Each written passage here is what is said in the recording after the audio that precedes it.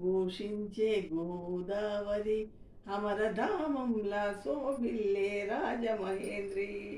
వేదంలా ఘోషించే గోదావరి అమరధామంలా శోభిల్లే రాజమహేంద్రి.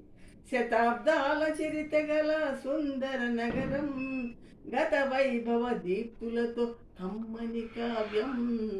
వేదంలా ఘోషించే గోదావరి అమరధామంలా శోభిల్లే రాజమహేంద్రి. రాజరాజ నరేంద్రుడు కాకతీయులు, తేజమున్న మేటి దొరలు రెడ్డి రాజులు, గజపతులు సురపతులు ఏలిన ఊరు, ఆ కథలన్నీ వినిపించే గౌతమి హోరు.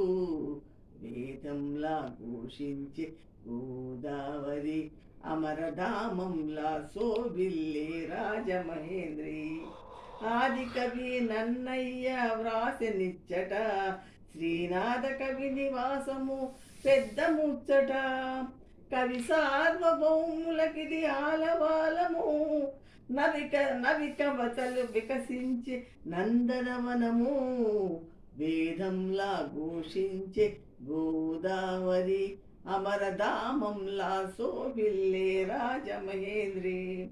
దిట్టమైన శిల్పాలు దేవనాలు, కట్టుకథల చిత్రాంగి కనక మేడల, కొట్టుకొని పోయే కొన్ని కోటి లింగాలు, వీరేశలింగమొకడు మిగిలెను చాలు.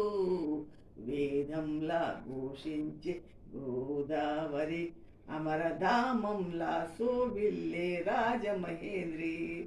శతాబ్దాల చరిత గల సుందర నగరం, గత వైభవ దీప్తులతో కమ్మని కావ్యం. వేదంలా ఘోషించే గోదావరి అమరధామంలా శోభిల్లే రాజమహేంద్రి. Thank you.